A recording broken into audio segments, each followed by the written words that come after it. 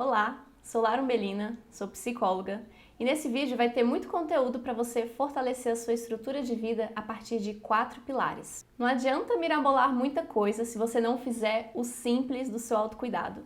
E esses 4 pilares servem para te trazer alguns exemplos de práticas que você ainda pode fazer ainda hoje. Pelo menos um pilar, quero que você já tenha uma tranquilidade de começar a executar. Se você ainda não me segue, se inscreva nesse canal e já deixa o seu like. Vamos lá?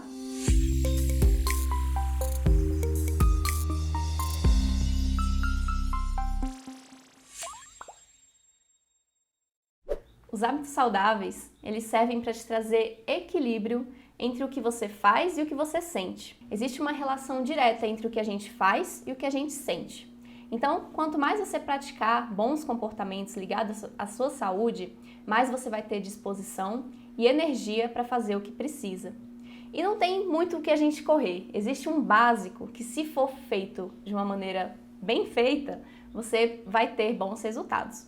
Então, são eles: a sua alimentação, pensar numa alimentação de qualidade, que seja eficiente, a sua atividade física, você conseguir movimentar mais o seu corpo, né? Nem que seja gradualmente você crescer um pouco nisso. Qualidade de sono, vamos falar um pouco sobre como melhorar e como você conseguir dormir mais para ter benefícios. E também as suas relações. As relações, elas dizem respeito do que a gente se relaciona com outras pessoas e também com a gente mesmo. Esses são os 4 pilares do seu autocuidado para você viver melhor. A alimentação. Eu faço uma pós-graduação em comportamento alimentar e tenho experiência com alguns casos de emagrecimento e reeducação alimentar. Mas eu sempre indico que as pessoas tenham um nutricionista de confiança, que elas possam buscar, alguém que as oriente, não só para ter uma dieta, só para ter um plano alimentar específico, mas que você consiga compreender mais sobre os benefícios de cada alimento, conseguir fazer uma composição ideal para você e que se encaixe no seu contexto de vida. Esse é uma base, uma confiança que você pode ter para te orientar a se alimentar melhor. Mas da parte da psicologia, a gente também vai poder trabalhar sobre o comportamento alimentar. Aí já diz respeito aos seus hábitos, seus pensamentos, seus sentimentos em relação à sua alimentação. Como que você se relaciona com isso e, paralelamente também, como que você se relaciona com o seu corpo. Existe uma relação direta com as nossas escolhas e o nosso bem-estar, corporal também. Então, essa é a parte da psicologia para te auxiliar a melhorar os seus hábitos alimentares junto com o nutricionista. Como é o seu comportamento alimentar? Comportamento alimentar diz respeito a uma série de comportamentos nesse ato de comer. Então, o que antecede a sua escolha, como você se alimenta e o que acontece depois, como que você pensa a respeito, o que você sente, como que você se relaciona com esse comportamento na sua vida. Como que isso acontece com você? Como que você faz as suas escolhas alimentares? Quando? Como que é o seu ambiente também?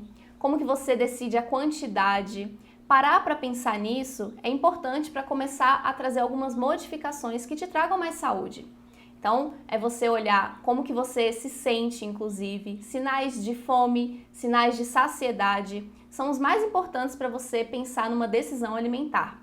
E existem outros aspectos que às vezes nos confundem, Existem sinais de fome que às vezes a gente também não consegue compreender muito bem, mas tudo isso envolve o que a gente vai decidir e como que isso vai acontecer. Então, se você não soube responder algumas dessas perguntas, é uma oportunidade para você prestar mais atenção, sentar, sentir, estar presente, porque o nosso comportamento alimentar é mais um tipo de comportamento e assim também precisamos dar uma atenção para ver o que precisa ser feito, do que você já faz e do que você pode melhorar. E falando de comportamento alimentar, que tal a gente começar a quebrar algumas regras em relação à sua alimentação? Primeiro, ser saudável não significa que você vai estar fazendo uma dieta restrita, a não ser que você tenha alguma restrição alimentar. Você pode comer de tudo e ser saudável. E comer de tudo significa você incluir toda essa variabilidade de alimentos que existe.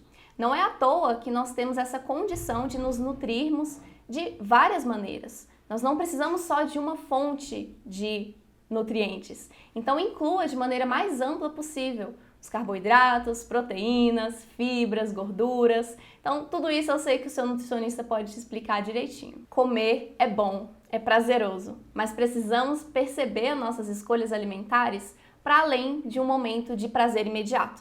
Isso também é bem importante. E aí, quando eu falo dessa maneira para você, quando eu trago essas novidades, né, essa maneira de pensar sobre o seu comportamento alimentar, qual é o sentimento? Como é que chega até você?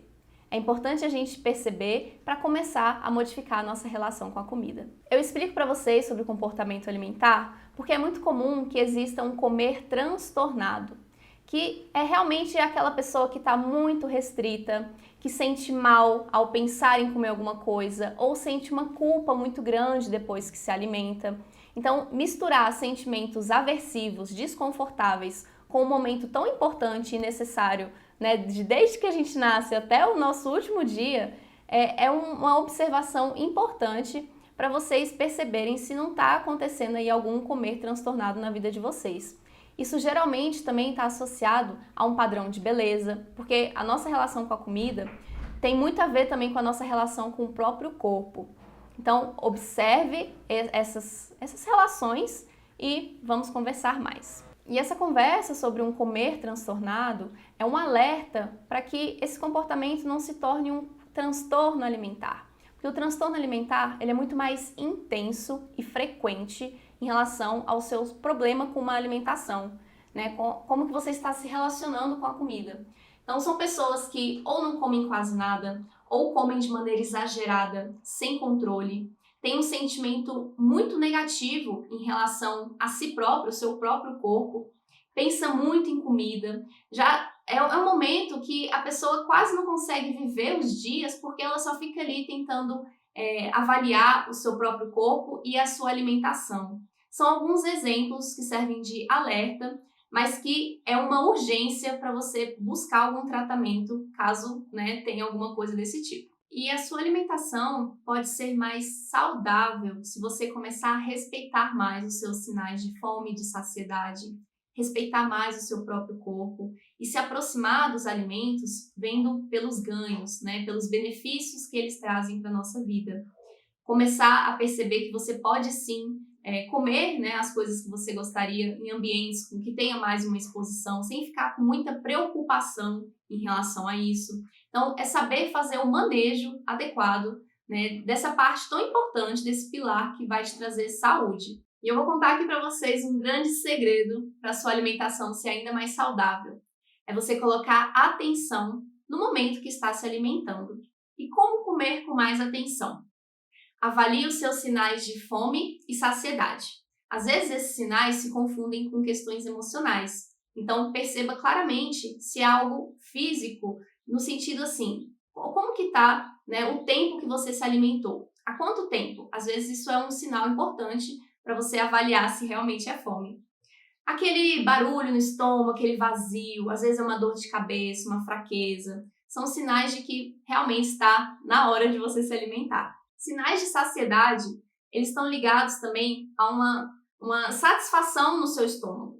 Você sentir, então, que já está suficiente. Isso demora um tempo. Por isso que é importante trazer bastante atenção nesse momento da alimentação, para que você consiga perceber isso com mais calma, né? Sua alimentação chegue essa informação para você.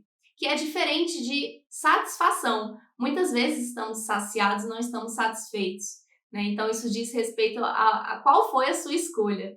Então, avalie melhor e para você também se sentir satisfeita em alguns momentos do seu dia com a sua alimentação.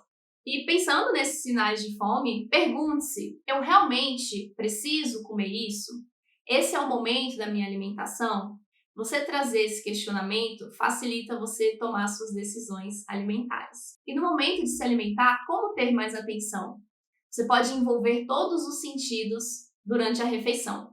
Então, é olhar, né, para o que você está comendo, sentir realmente o sabor, observar a textura, né? Às vezes é um alimento que está mais azedo, ver os sabores que existem.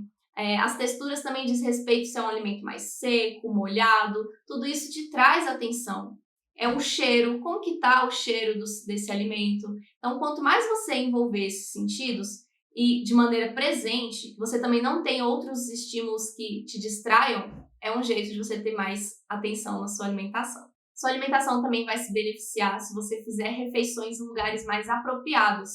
Ter um momento realmente dedicado a isso, né? Sentar, utilizar, né, o seu prato, ver os seus talheres e ter um ambiente que não tenha muito barulho, muitos ruídos, que facilita você se concentrar enquanto estiver se alimentando. E durante esse processo, mastigue com calma, né? Descanse os talheres. São algumas reeducações alimentares bem básicas para você ter mais qualidade na sua alimentação. E um ponto para a gente fechar esse tema com chave de ouro é que você consiga evitar os julgamentos em relação à sua alimentação. Você decidiu comer? Coma, aproveite, não pese os seus questionamentos em relação a isso enquanto você está se alimentando. Então você traz mais tranquilidade e depois você pode se organizar para ter outras refeições. E dessa forma você pode transformar a sua alimentação em um momento rico do seu dia. Isso te traz mais consciência, mais presença e um sentimento de cuidado. Então, é algo simples que temos que fazer todos os dias, que pode vir carregado ali de uma sensação de satisfação e de atenção consigo mesmo. Segundo pilar, atividade física. Você já pratica alguma atividade física?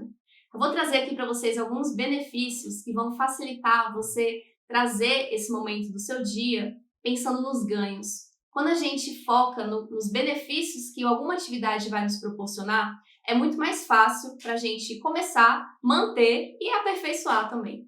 Melhora na qualidade de sono, principalmente se você fizer suas atividades físicas pela manhã, porque é o momento em que você vai acelerar o seu corpo e depois, à noite, você vai se preparar para dormir. Então, combina mais se você fizer atividades mais relaxantes. Vou falar disso no pilar do sono. Melhora também o nosso humor. Acelera o nosso metabolismo, dando mais energia, disposição. Serve também como um momento de conexão com o próprio corpo. Você conhecer, né, como que ele funciona, como que ele se movimenta. É interessante você se conectar com ele. É também um momento de você aprender a superar os seus limites. Porque a atividade física, ela te coloca numa zona assim, de exaustão que depois você percebe que consegue superar. Você descansa, você tem um benefício. E isso serve para você conseguir superar outras dificuldades também na vida, né? A gente acelera e relaxa. Isso também, né, em outros contextos. E como você pode começar a fazer, manter ou melhorar a sua atividade física? Pense nisso como um comportamento que você vai desenvolvendo. É um hábito. Primeiramente, a primeira regra é que você comece a se movimentar mesmo sem vontade. Porque se você for esperar a motivação para começar a fazer alguma atividade física, não vai aparecer. E quando você começa a fazer, você já percebe os benefícios que ela te traz, aí você tem um pouco mais de compreensão para te motivar a iniciar essa atividade. Então, não conte com essa motivação, apenas comece. Pense também em metas graduais, pequenas, você vai desenvolvendo. Vamos pensar assim que são micrometas. Se você não consegue imaginar 1 hora da sua atividade, né, acontecendo no seu dia, você pode pensar em 20 minutos. Será que isso é possível? Pelo menos você vai estar insistindo num hábito. E aí você vai crescendo gradualmente. Se você não consegue 5 dias na semana, quem sabe apenas 1. Se você não faz nada, um pouco que se faz já pode ser muita coisa. Então vá crescendo gradualmente. Trabalhe seus pensamentos. O que você pensa antes de fazer alguma atividade física? Hoje em dia é muito comum as pessoas falarem, eu fui na base do ódio. Então, pense isso a longo prazo. Como que isso se sustenta? Né? Você vai dar conta de fazer todos os dias uma obrigação sendo difícil assim? Fica muito cansativo. E esse momento pode se tornar muito mais prazeroso, né? É o seu momento. Então, trabalhar os seus pensamentos pensando nesses ganhos que eu trouxe hoje para vocês também. Outra maneira também é você trazer novidades para esse momento de atividade física. Talvez você já esteja cansada de imaginar um único tipo de atividade, mas você pode diversificar, buscar outras modalidades, né? Às vezes atividades que tenham um grupo de pessoas ou outras que possam ser um pouco mais calmas, mais tranquilas. Se você não tem o tempo de sair de casa, essa logística de se organizar é muito complicada, você pode pensar também em atividades dentro da sua casa, né? Hoje em dia existem muitos vídeos, muitas aulas online que podem te auxiliar a não ficar parada. Então, pense nessas diversificações e traga esse cuidado com responsabilidade para a sua vida. Vamos ao quarto pilar, qualidade de sono. E aí, como é que você dorme? Quantas horas por dia? Qual que é a qualidade do seu sono? Você tem um horário para dormir, um horário para acordar? Como que é o seu quarto? Quantos estímulos existem ali? O que você faz para conseguir dormir, para se despertar? Tem toda uma avaliação que a gente pode fazer. Existe uma relação muito importante entre o sono e a vigília que nos traz saúde, disposição, e equilíbrio para a nossa vida. A gente pode então entender um pouquinho mais sobre o ciclo circadiano. Você já ouviu falar? É a maneira como a gente responde hormonalmente às variações do dia. Se a gente pensar assim lá nos nossos ancestrais, eles estavam mais despertos durante o dia e à noite eles dormiam, não tinham mais estímulos, não tinha luz, não tinha como se movimentar. Então, ao passar desses anos, nosso corpo, de maneira ancestral, a espécie humana, se adaptou a isso. Então, a gente precisa utilizar de maneira a nosso favor. Então, durante o dia é o momento de se despertar e os nossos hormônios facilitam isso também. Existe um hormônio cortisol que ele é liberado com uma quantidade expressiva na parte da manhã, para te manter mais alerta, desperta. E na parte da noite a gente começa a produzir um hormônio melatonina, que é quando a gente começa a perder ali a luz do sol, Vai reduzindo a luz e isso favorece a produção desse hormônio que nos relaxa, que nos facilita a dormir. Então, se a gente respeitar esse processo, a gente vai ter muito mais qualidade de vida. Então, tudo que você pode pensar em relação ao dia é sol, é calor, é movimento, é energia. E você começar a treinar o seu corpo para isso, ele já vai estar muito mais adaptado. E tudo que você começar a pensar sobre um silêncio, relaxamento, calma, escuro, isso voltado para a parte da noite, também você já vai facilitar o seu corpo a se preparar para dormir. É uma explicação mais biológica, a respeito dessa importância. Mas ele é tão importante... Para de falar importante. É vício de linguagem, Ai, ai. Além desse aspecto mais ancestral e biológico, saiba que se você sofre de insônia, se você tem dificuldades para dormir, dorme pouco, qualidade ruim, você está mais vulnerável à depressão, obesidade, dificuldades de concentração, de memória e também de sociabilidade. Pessoas que estão privadas de sono, elas ficam mais estressadas facilmente, Elas respondem à percepção de pessoas, Elas veem as pessoas como ameaça, Eu, inclusive, tenho uma matéria no Correio Brasilense, vou deixar aqui um link para vocês acessarem, que fala muito mais a respeito dessa sociabilidade influenciada pela nossa qualidade de sono. Então, vale a pena conferir se você tem aí algum problema de relações que pode estar sendo interferido pelo seu sono. Mas e aí? Se você tem dificuldades para dormir, sofre com insônia, percebe que você se encaixou em várias coisas que eu trouxe, é preciso relaxar, Vamos pensar um pouco sobre isso? Você já ouviu falar na higiene do sono? Vou trazer aqui alguns pontos para a gente conversar. A higiene do sono são comportamentos para você adotar diariamente para ter alguns benefícios com esse momento do sono, para você realmente dormir bem. Tenha um horário fixo para dormir e para acordar. Teve uma vez que me perguntaram o que seria melhor priorizar, começar colocando horário fixo de manhã, para acordar ou para dormir. E eu expliquei o seguinte, se você tem um horário fixo para acordar, é mais fácil que você se canse ao longo do dia e então durma mais cedo, mais rápido, quando for o seu horário. Então, se você tem essa dificuldade, comece a priorizar um horário fixo para você se despertar e não enrolar muito ali na cama. E aí, ao acordar, se expõe à luz do sol, principalmente na região dos olhos, que é onde você vai receber ali a informação de que está claro. Se coloque também em movimento. Lembre-se do ciclo circadiano que eu expliquei mais cedo, para você começar a se movimentar e mostrar para o seu corpo que o dia já começou, que você já está acordada. Durante o dia, não cochile por mais de 30 minutos, Porque se você começar a confundir o momento de dormir, é provável que na hora da noite ali, quando já for o seu momento de dormir de verdade, você demore a pegar no sono, seu corpo já não está ali adaptado ao momento ideal. Então, você quer tirar um cochilo, você tem essa condição, que seja rápido. Higiene do seu quarto e da sua cama. Isso é outro aspecto fundamental para você conseguir dormir bem, né? Como é que tá ali os lençóis, a fronha, né? Se tá limpo, se tem assim ácaro, bactérias, tudo isso pode estar influenciando na sua qualidade de sono. E o ambiente também, um ambiente limpo, arejado, que você se sinta confortável e bem de estar ali. E nesse ambiente, né, favoreça que ele não tenha um excesso de iluminação, de ruídos, de barulho. Então você já vai planejar que você consiga ir aos pouquinhos descansando, relaxando.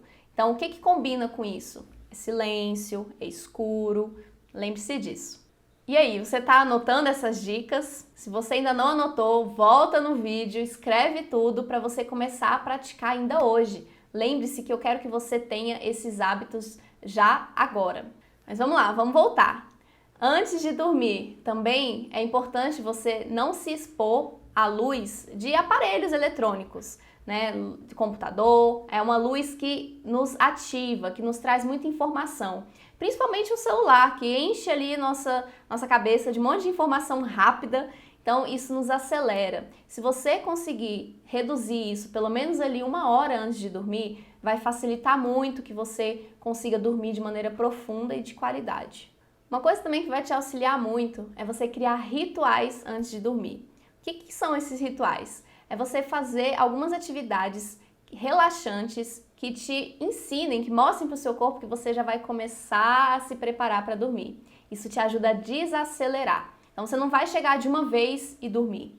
Então você vai ensinar, mostrar, né, para si mesmo que agora é hora de descansar. Isso pode vir com um banho quente, né, com alimentos também mais quentes, um chá, coisas que vão ali diminuindo, né, o ritmo. Você pode pensar em massagens, né, em meditações, músicas calmas. São exemplos que, naturalmente, para algumas pessoas já facilitam. Então, experimente também por algum tempo e faça isso de maneira mais frequente. Uma outra informação bem importante para você é que se você acorda muito durante a madrugada, perceba o tempo que você está deitada. Se você acha que está passando dos 20 minutos e você está ali ainda acordada, levante-se, faça uma outra atividade que também seja mais relaxante e depois volte a dormir. Uma atividade que não tenha muita luz, muito estímulo. Por quê? Porque assim você ensina ao seu corpo que a cama é um lugar que você só vai dormir, é um lugar que você só vai descansar. Inclusive, isso já te traz assim vou te explicar um outro exemplo que também vai facilitar nessa higiene do sono, que é você não associar muitas coisas ao seu quarto, né? Então que você acostume que entrar no quarto é para descansar, é para dormir. Acostume o seu corpo de que a cama é um lugar para dormir. Então não trabalhe, não fique comendo, não fique assistindo filme. Lembre-se que é para deitar e relaxar. Então você pode se acostumar melhor a isso, né? Os estímulos do quarto já vão te favorecer a descansar. E vamos lá, né? Dormir não exige esforço. Para pensar. É relaxar, é deixar o seu corpo dormir. A gente não faz conscientemente, agora meu corpo vai dormir, né? Não é dessa forma. Então é você simplesmente confiar, é deixar de ficar preocupando, deixar de trazer esse momento com tensão.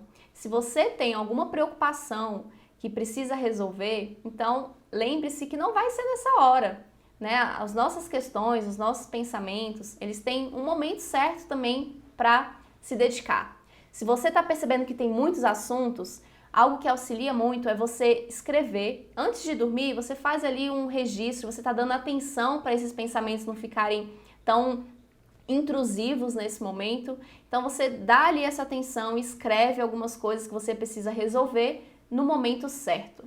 E lembre-se que para dormir não é hora de ficar então mirabolando tantas coisas assim. E se essas preocupações estão ali persistindo, é uma boa hora também para você procurar fazer terapia. É o momento de você compreender melhor as suas preocupações e ter soluções mais viáveis, né, mais resolutivas. A psicoterapia também auxilia você a encontrar soluções do seu contexto para essa questão da insônia. Né, existe muitos estudos que favorecem, né, essa mudança de comportamento para a gente conseguir descansar e dormir melhor. Caso essas dificuldades persistirem, certifique-se disso com um médico, né? Busque orientações mais específicas para o seu caso também. E aí, tá acordado? Temos mais um pilar ainda para a gente falar, que é das nossas relações. Vamos lá? Pessoas que passam muito tempo sozinhas tendem à depressão. Qualquer pessoa que ficar ali, né, muito tempo ausente de pessoas, sem se relacionar, vai começar a ter um desconforto. Isso porque nós somos seres sociais e com as pessoas a gente se sente mais protegido. E sem pessoas, vulnerabilidade. Então, mesmo que você compreenda que está tudo bem, que você consegue assim se manter seguro, a sensação mais primitiva que existe em nós é de vulnerabilidade. Então, as nossas relações são importantes. E quando a gente está falando de relação, você pode olhar para as pessoas que convivem com você, né, se você não mora sozinho. Você pode olhar para as pessoas que estão no seu trabalho, que você compartilha ali alguma atividade específica, familiares, amigos, né? Temos uma rede de pessoas por perto. Mesmo que você não tenha também um vínculo muito específico, isso pode começar a acontecer se você se propor algumas atividades em grupo, né? Se você começar a sair de casa para conhecer pessoas novas, frequentar lugares em que essas pessoas estejam presentes e que sejam lugares com alguma compatibilidade de ideias, de gostos. Isso vai facilitar muito a sua interação. Mas também a gente pode começar a fazer um treinamento de habilidade social. É pensar na sua comunicação. Como que a sua comunicação pode ser mais assertiva? Para isso eu tenho uma indicação muito interessante, que é desse livro aqui, Comunicação Não Violenta. Eu acho ele fantástico para nos ensinar a como mostrar as nossas necessidades, ouvir a necessidade de outras pessoas e que isso tenha uma reciprocidade, né? Que a gente passe a nossa mensagem de maneira compreensível e que a gente também dê espaço para as outras pessoas, né? Para quem a gente se relaciona, possa se expressar e isso então trazer um bem-estar, né? Que de maneira conjunta a gente aprenda, a gente se desenvolva e que cresçamos juntos. Por quê? Porque quando a gente está em bando, quando a gente está com muita gente por perto, muita gente que eu digo pode ser simplesmente a sua família. Se a gente tem essa noção de viver compartilhando as coisas, temos mais chances de sobreviver. Por quê? À medida que eu me concentro em uma coisa, a outra pessoa pode se concentrar em outra com um objetivo comum, um propósito comum.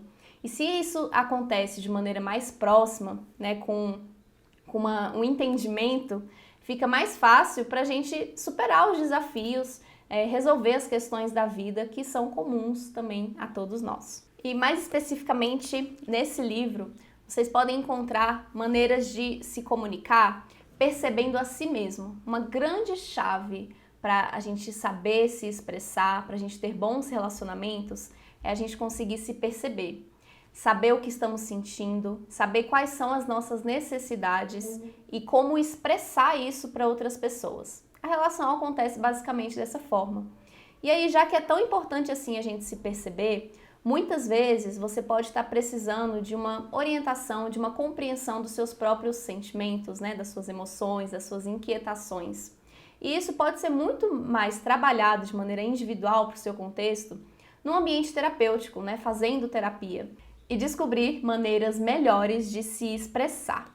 Falando nisso, né, eu falei que o pilar das relações é tanto as relações sociais com quem a gente está interagindo, quanto também a relação consigo mesmo.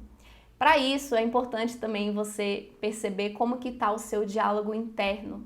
Diálogo interno são os pensamentos, é a maneira com que você vai interpretando as situações à sua volta, a maneira com que você fala para si mesmo, o que está acontecendo, o que você pensa de si. Será que você tem sido gentil, né? Que você se acolhe? Será que você consegue ser a sua maior torcida frente às dificuldades, às coisas que você precisa resolver? Porque só você sabe da sua história. Existem limites, né, que a gente está ali aprendendo, desenvolvendo, e eles podem ser superados. Você pode aprender novas habilidades e compreender isso com paciência, com tranquilidade, né, com um incentivo para si próprio, é algo que vai favorecer muito a sua relação pessoal. Invista no seu autoconhecimento, compreenda suas emoções, né, observe os seus pensamentos e tenha uma boa relação consigo. Porque em momentos, né, que estaremos sozinhos, quando eu falo que é importante a gente ter uma rede de apoio, não significa que é 100% do tempo. A gente também poder aprender a ficar bem com a gente mesmo, ser uma boa companhia pra gente, né, fazendo coisas que sejam agradáveis, inclusive não fazer nada. Né, sair um pouco desse ritmo de sempre estar em atividade, de sempre estar fazendo coisas a todo tempo. Então, pensar em relaxar consigo mesmo, né? Você quer ser agradável com alguém? Pergunte se você também é agradável para si mesmo. Você gosta de passar um tempo consigo? É mais fácil para você, então, pensar em ficar com outras pessoas também. E aí, o que você achou desses 4 pilares do autocuidado? Qual que você está precisando dar uma atenção maior? Não precisa ser tudo de uma vez também, né? São pilares que você vai construindo e tendo uma base, né? Uma constância aos poucos, tá bom? Espero que sirva de referência, né? Para você fazer isso com mais consistência nos seus dias. E fortalecendo essa base, como eu disse assim mais cedo, que são questões básicas para a nossa vida, é a nossa tarefa de casa, é uma responsabilidade só sua cuidar dessas questões. Quando você se fortalece dessa maneira, você tem condições, então, de viver outras áreas da sua vida, alcançando outros objetivos, né? Mais sentido para a sua vida com qualidade, tá bom? Se você curtiu esse vídeo, deixe seu like, comente aqui se você já tem alguma prática de autocuidado dentro dessas que eu falei que já te ajuda, traga dicas, vamos conversar, compartilhe com pessoas que estejam precisando fortalecer um desses pilares e vamos lá que toda quinta-feira temos vídeos aqui nesse canal.